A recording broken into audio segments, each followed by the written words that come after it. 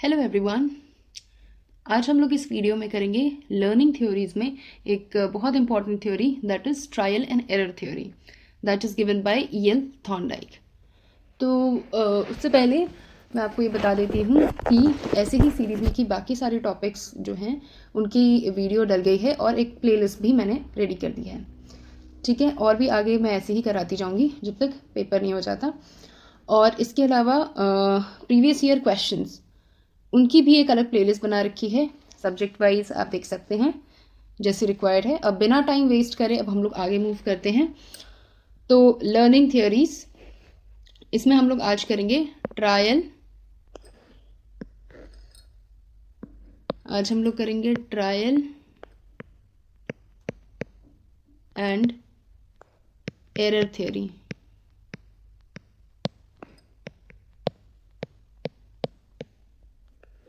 Trial and error theory, इस theory को किसने दिया है? इस थियोरी को दिया है ई.एल. थॉर्नडाइक ने।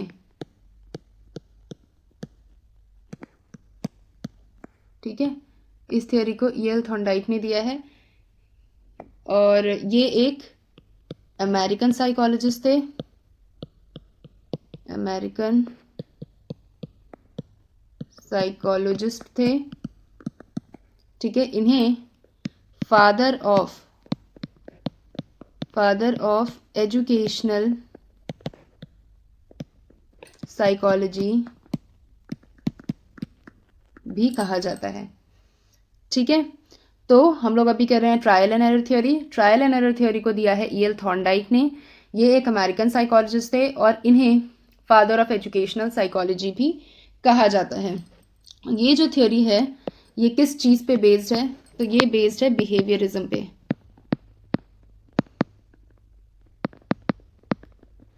ठीक है, बिहेवियरिज्म पे बेसिकली क्या होता है कि एक तरीके से टीचर जो है वो बच्चे के टीचर क्या है, वो बच्चे के अंदर कोई भी लर्निंग कर सकता है, ये टीचर डिसाइड करेगा। टीचर सेंटर्ड थ्योरी है, मतलब बच्चे पे किसका इफेक्ट है? इन्वायरमेंट, जैसा बच्चे का इन्वायरमेंट होगा बच्चा वैसा बनेगा।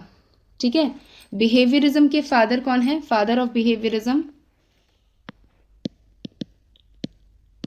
Father of behaviourism is J B. Watson. ठीक है, he is known as the father of behaviourism. तो इनका क्या कहना है?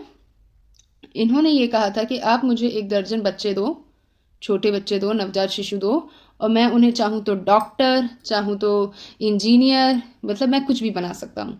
तो ये बिहेवियरिज्म है। यहाँ पर इन्वायरमेंट पे डिपेंड करता है, ये हेरिडिटी को कंप्लीटली निगलेक्ट कर देते हैं। ठीक है, जो बिहेवियरिज्म है निगलेक्ट्स हेरिडिटी।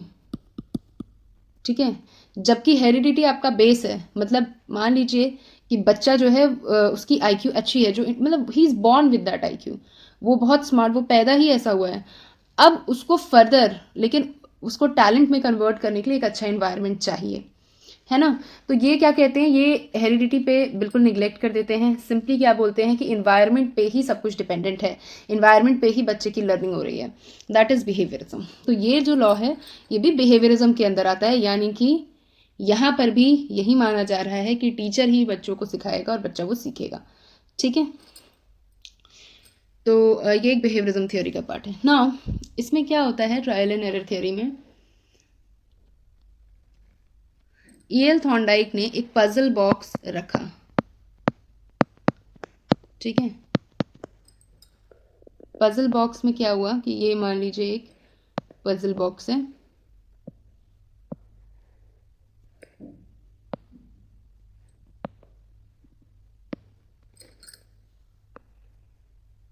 ठीक है, इस पजल बॉक्स में यहाँ जो भी मैकेनिज्म है,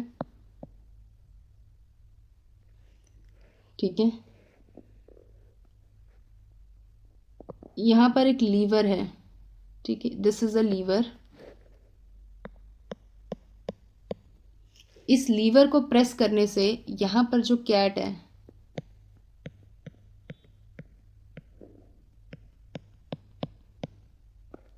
ठीक है, ये एक कैट है। अगर ये बिल्ली इस लीवर को प्रेस करती है तो ये जो बॉक्स है, ये बॉक्स खुल जाता है, ठीक है। और सामने क्या रखा हुआ है, फिश रखी हुई है, बिल्ली को खाना मिल जाएगा, ठीक है। यहाँ लीवर है, लीवर पे क्या है, ये जो कैट है ये जैसी लीवर प्रेस करेगी ये बॉक्स खुल जाएगा और बिल्ली को ये जो फिश है वो अपना बाहर आकर के खाना जो है वो ले सकती है। तो इस टाइप का पजल बॉक्स यूज़ करा है, ठीक है। तो पूछा जा सकता है कि पजल बॉक्स कौन सी थ्योरी में यूज़ किया हुआ है, या ईएल थॉर्नडाइक ने किसका यूज़ किया था, उन्होंने पजल बॉक्स का यूज़ करा था। दूसरा, उन्होंने किस एनिमल पे एक्सपेरिमेंटल एनिमल, उन्होंने किस एनिमल पे एक्सपेरिमेंट किया था, तो आपका क्या आंसर होना चाहिए, ईएल थॉर्नडाइक ने कैट पे एक्सपेरिमेंट किया था, ठीक है। और फिर उन्होंने हमें क्या दिए, कुछ लॉज ऑफ लर्निंग।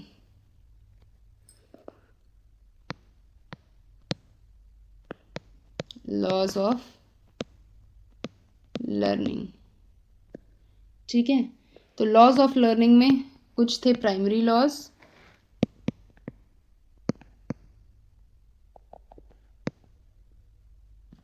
और कुछ थे सेकेंडरी लॉज। अब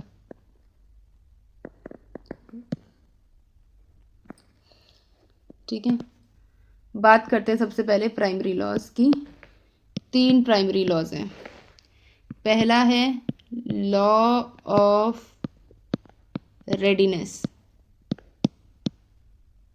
नाउ लॉ ऑफ रेडीनेस क्या कहता है कि बच्चे के अंदर क्या होनी चाहिए, तत्परता होनी चाहिए, इच्छा होनी चाहिए सीखने की, तभी बच्चा सीखेगा। जैसे कि यहाँ पर ये कैट है, ठीक है, उन्होंने ये सेम एक्सपेरिमेंट सेवरल डेज तक किया। यहाँ पर ये कैट है, कैट को जब भूख लगी वो इधर उछल कूद मचाने लगी और गलती से उसका जो पैर है वो इस लीवर पे प्रेस हो गया और वो बाहर गई और उसने खाना ले लिया, ठीक है। अब मान लीजिए बिल्ली को भूख ही नहीं लगी है, जब उसे भूख ही नहीं लगी है तो वो क्यों उछली कूदेगी, वो मस्त आराम से बैठी हुई है इस बॉक्स के अंदर। यानी कि पहली चीज होनी चाहिए इच्छा, कुछ भी सीखने के लिए पहली चीज क्या होनी चाहिए, इच्छा। तो क्योंकि बिल्ली को भूख लगी है, क्योंकि उसे भूख लगी है, इसलिए वो इधर उछल कूद मचा रही थी और फाइनली लिवर प्रेस करा और उसने खाना खाया। तो पहला है लॉ ऑफ रेडीनेस। दूसरा है लॉ ऑफ एक्सरसाइज, ठीक है, लॉ ऑफ एक्सरसाइज। यानी कि अब क्या कर रही है बिल्ली, कई बार जब भी उसे भूख लग रही है वो उसे ये पता है कि कुछ ऐसा होता है कि खाना मिल जाता है, वो फिर उछलना शुरू कर देती है, फिर से लीवर पे प्रेस होता है, फिर से वो खाना खा लेती है। अगली बार उसे भूख लगती है, फिर उछलना शुरू करती है, फिर से लीवर पे गलती से प्रेस हो जाता है और वो खाने लगती है। लेकिन उसे एक चीज़ समझ आती है कि मुझे कुछ तो है यहाँ पर ऐसा जिसे मैं उछलने कूदने से क्या करती हूँ, यहाँ मुझे खाना मिल जाता है। और फाइनली कुछ दिनों बाद हम देखते हैं कि बिल्ली को पता चल गया है कि ये लीवर प्रेस करने से बॉक्स खुलता है, मेरे को खाना मिलता है। वो अपना लीवर प्रेस करती है, आती है, खाना खाती है, यानी फिश को खाती है, फिर वापस चली जाती है, ठीक है। तो यही है एक्सरसाइज यानी practice, law of use and disuse, ठीक है, law of use and disuse. तो ये आता है उसकी प्रैक्टिस से, ठीक है, लॉ ऑफ एक्सरसाइज। तीसरा कि प्रैक्टिस से वो सीखी है, बार बार ट्राई करते हुए, पहले गलती भी करी, जैसे भी करा, but she has done, that cat has done, it has done. Next आता है law of effect. Now law of effect क्या कह रहा है, यहां पर बात हो रही है आपकी रीइंफोर्समेंट की, आप कह सकते हैं रीइंफोर्समेंट नहीं, मोटिवेशन। मतलब कि क्या हो रहा है यहाँ पर, मोटिवेशन क्या है आपका, फूड है। बिल्ली जब लिवर प्रेस करती है तो उसे क्या मिल रहा है, खाना मिल रहा है। तो अगर कोई ऐसा बिहेवियर है जिसे करने पर बच्चे को एक पॉजिटिव रिजल्ट मिल रहा है तो वो उसे मोटिवेट हो जाएगा कि वो और उस बिहेवियर को अच्छे से करे, आगे फिर कंटिन्यू करे। लेकिन अगर यही उसका नेगेटिव रिस्पॉन्स आता है मान लीजिए कि कोई बच्चा है वो झूठ बोलता है और इस बात पे उसे डांट पड़ती है, तो अब अगली बार वो झूठ नहीं बोलेगा। क्यों? क्योंकि उसको इसका एक नेगेटिव रिजल्ट मिला है, जो कि वो मोटिवेट ही नहीं होगा कि अगली बार वो झूठ बोले। ठीक है, अगर किसी बच्चे ने होमवर्क किया है और उसको उसकी टीचर ने प्रेज कर दिया, तो आगे वो और मोटिवेटेड हो जाएगा टीचर की प्रेज देने के बाद कि हाँ, मुझे होमवर्क टाइम पे करना है। तो ये जो है, यही है आपका लॉ ऑफ इफेक्ट या फिर मोटिवेशन। अगर रिजल्ट आपको एक पॉजिटिव रिजल्ट मिलता है, सेटिस्फाई करता है आपको, तो आप फर्दर उस बिहेवियर को फर्दर करने के लिए क्या हो जाएंगे, मोटिवेट हो जाएंगे, उसे दोबारा करेंगे, आपकी लर्निंग इन्हांस होगी। लर्निंग क्या हो जाएगी, इन्हांस हो जाएगी। तो ये 3 प्राइमरी लॉस हैं। पहला है लॉ ऑफ रेडीनेस, बच्चे के अंदर सीखने की इच्छा होनी चाहिए। लॉ ऑफ एक्सरसाइज, उसे बार बार प्रैक्टिस करनी पड़ेगी, ठीक है, उस बिहेवियर को लर्न करने के लिए। और तीसरा लॉ ऑफ इफेक्ट, अगर उसका रिजल्ट सेटिस्फाइंग है तो वो मोटिवेट होगा फर्दर उस लर्निंग को करने के लिए और उसकी लर्निंग इन्हांस होगी। अब हम लोग बात करते हैं सेकेंडरी लॉस की। ठीक है, हम लोग 5 सेकेंडरी लॉस करने वाले हैं। सबसे पहला है लॉ ऑफ मल्टीपल रिस्पॉन्स। ठीक है, लॉ ऑफ मल्टीपल रिस्पॉन्स। ठीक है, यानी कि जो बच्चा है वो कई तरीके के रिस्पॉन्स करेगा एक स्टिमुलस में। लेट अस सपोज उसे भूख लगी है, सामने उसे फिश दिख रहा है, ये रहा उसका स्टिमुलस। ठीक है, अब इसको देख करके बिल्ली ने क्या करे, बहुत सारे रिस्पॉन्स करे, पूरा उछली कूदी, इधर उधर गई, इधर उधर सब करा उसने। तो लॉ, एक स्टिमुलस को लेकर के आप मल्टीपल रिस्पॉन्स शो करते हैं। ठीक है, इन्वॉल्विंग दैट स्टिमुलस या प्रॉब्लम, आप उसे मल्टीपल रिस्पॉन्स शो करेंगे। Second, law of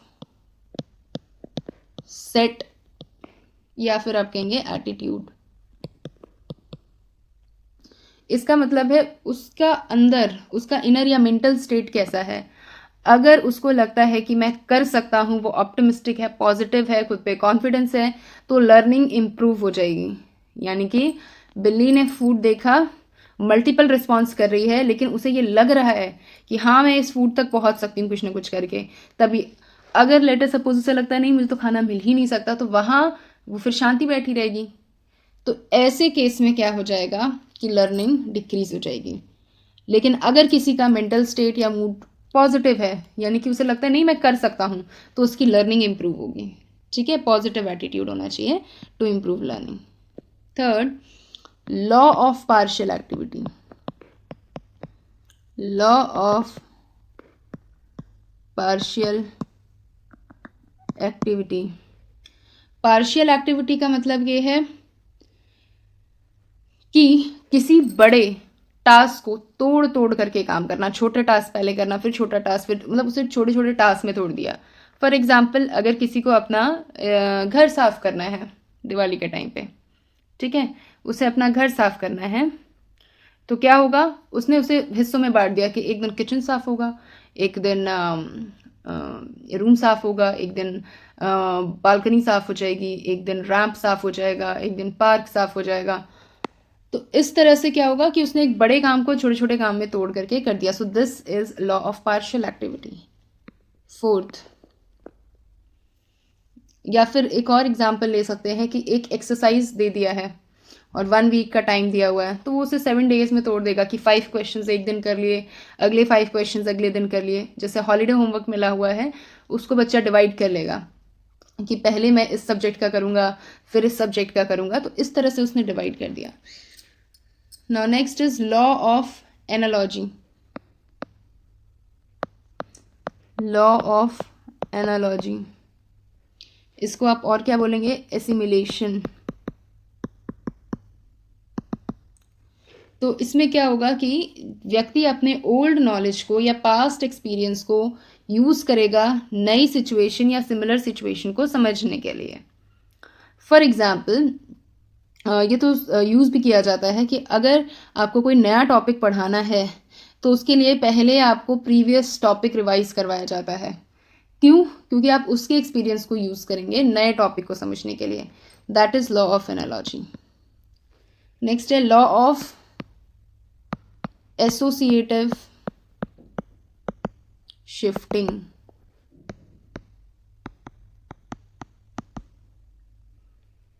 law of associative shifting क्या होती है कि जो आपका रिस्पॉन्स है दैट इज मतलब लेट अस सपोज कि एक बच्चा है, वो बहुत दूर रह रहा है, हॉस्टल में रह रहा है, वो अपनी माँ को याद करके रोता है, ठीक है। अब उसने क्या कर लिया है, वो अपनी माँ की फ़ोटो को याद करके रो रहा है। अब जब भी वो अपनी माँ की फ़ोटो को देखता है वो रोने लगता है। वो याद एक्चुअली वो माँ को कर रहा है, बट उसने स्टिमुलस शिफ्ट कर दिया है, ठीक है। यानी कि basically a response that is already tied to a specific stimulus, it is gradually transferred to a new stimulus, ठीक है, थ्रू पेयर्ड प्रेजेंटेशन। अब बच्चा क्या कर रहा है, अपनी माँ की फोटो को देख के रो रहा है, ठीक है। तो अब उसका स्टिमुलस वो माँ की फोटो हो गई, वो माँ नहीं है, उसकी फोटो है, बट वो देख करके रो रहा है। तो ये क्या हो जाएगा, एक तरीके से उसके स्टिमुलस का शिफ्ट होना, ट्रांसफर हो गया, वो माँ की फोटो ही देख के रोने लग गया।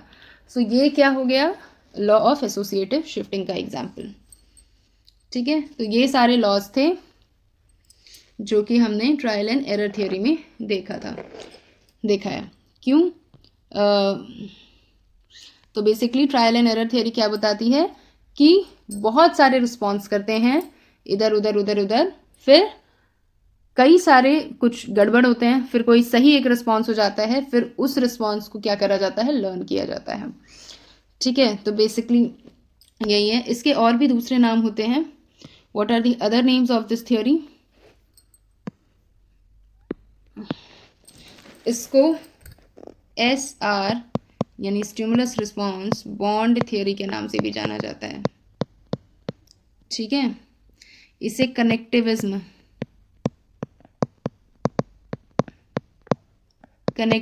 थियोरी के नाम से भी जाना जाता है। इसे stimulus response theory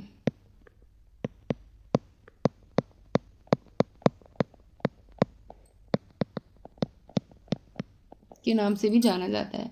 SR bond theory, connectivism और स्टिमुलस रिस्पॉन्स थियोरी। क्लियर? तो ठीक है, फिर अब मिलते हैं हम लोग नेक्स्ट वीडियो में नए टॉपिक के साथ। इसके साथ मैं एक और प्रीवियस ईयर क्वेश्चन अपलोड करूंगी इंग्लिश सब्जेक्ट का। ओके, सो बाय बाय, टेक केयर।